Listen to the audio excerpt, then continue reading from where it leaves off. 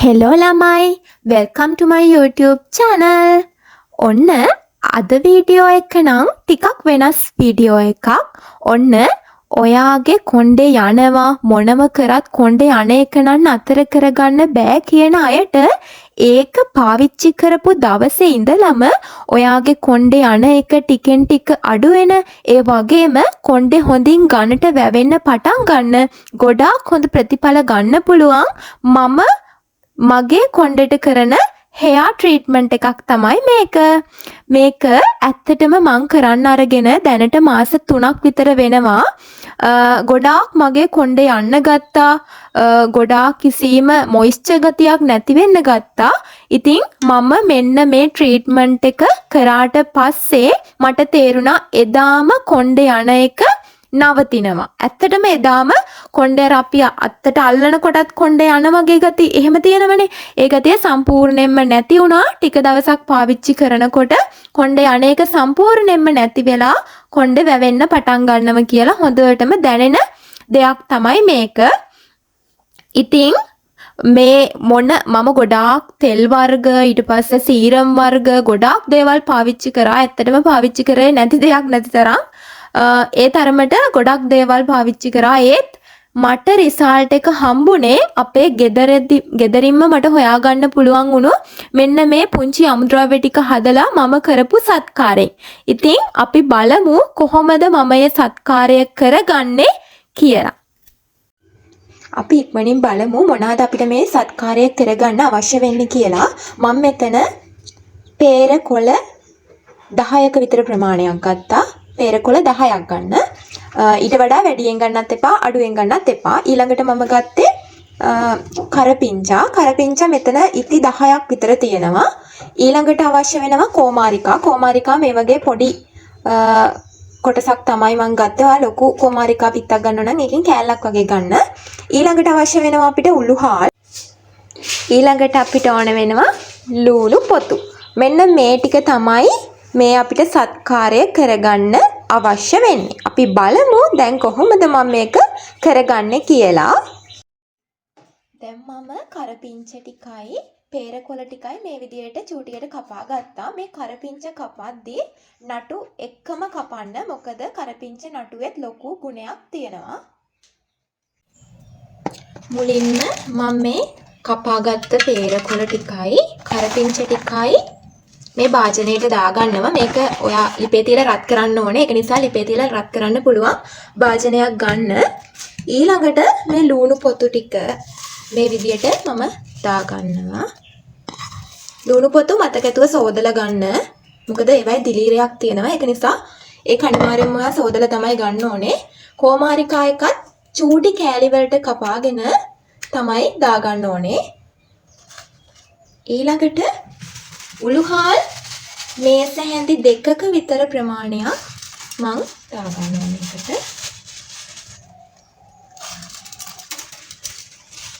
දැන් මේකට වතුර අඩු කෝප්ප දැන් මම මේකට තඹ ගන්න වතුර අඩු කෝප්ප ලොකු අඩු කෝප්ප වලින් 3ක විතර ප්‍රමාණයක් මේකට එකතු කරගන්නවා.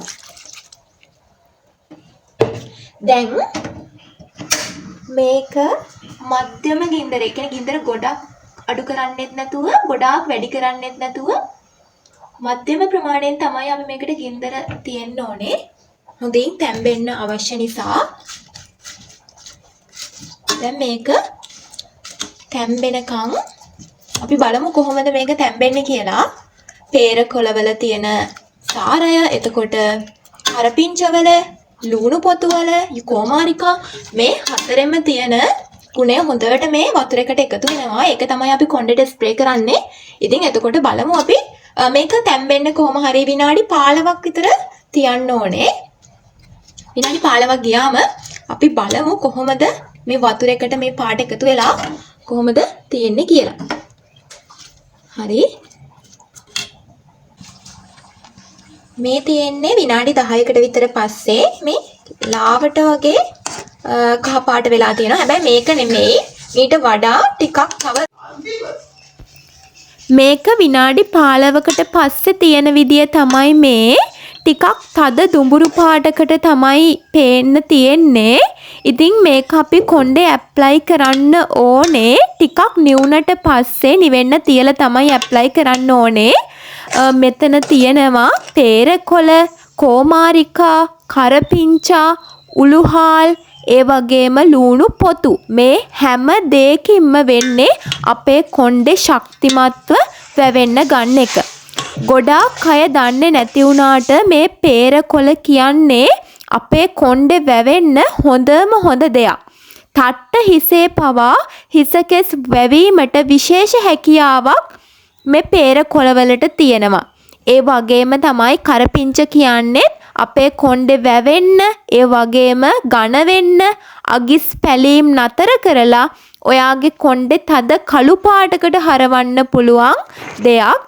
ඉතින් කෝමාරිකා කියන්නේ අපේ කොණ්ඩේ තියෙන මූල කේශ ශක්තිමත් කරමින්, අගිස් පැලීම් නතර කරමින් කොණ්ඩෙට හොඳ මොයිස්චර් එකක් ලබා දීලා, ඒ වගේම හොඳ දීප්තියක් ලබා දෙන්න පුළුවන් හොඳම හොඳ ඉන්ග්‍රීඩියන්ට් එකක් තමයි මේ කෝමාරිකා කියන්නේ. ඉතින් උළුහාල් කියන්නේ අපි කොහොමද දන්නවනේ කොණ්ඩේ ඝන වෙන්න බලපාන හොඳම හොඳ ඉන්ග්‍රීඩියන්ට් එකක් තමයි මේ උළුහාල් කියන්නේ. දැන් මං කියලා දෙන්නම් ඔයාට කොහොමද මේක අපි කොණ්ඩේට ඇප්ලයි කරගන්න ඕනේ කියලා. ඔයාගේ කොණ්ඩේ සයිඩ් බෙදලා හිස් කබලට තමයි මේක ආලේප කරගන්න ඕන. ඔයාට සිලින්ජර් එකක් වගේ ගන්න පුළුවන් නම් ගොඩක් ලේසියෙන් මේක කරගන්න පුළුවන්. කොණ්ඩේ සයිඩ් බෙදලා හිස් කබලට මුලින්ම, ඊට පස්සේ කෙස් වලට, ඊට පස්සේ ඔයාගේ කොණ්ඩේ අගිස්සට අගිස් පැලුණු වගේ තැන්වලට ඒ ගතිය නැති කරගන්න පුළුවන්. ඒක නිසා අගිස්සට අන්තිමට ඇප්ලයි කරගන්න ඕන. කොහොම හරි මුළු කොණ්ඩේටම මේක ඇප්ලයි කරගෙන ඔයා පැය 4ක් විතර ඉන්න. පැය 4ක් කියන්නේ ඔයාට ගෙදර වැඩක් ඕනෙම දෙයක් යතරේ කරන්න පුළුවන්. ඉතින් පැය 4ක් වගේ ඉඳලා ඊට පස්සේ ඔයාට මේක නාන්න පුළුවන්. ඊට පස්සේ කොණ්ඩේ මේ ඔක්කොම අයින් කළා හොඳින් පිරිසිදු කරගන්න පුළුවන්.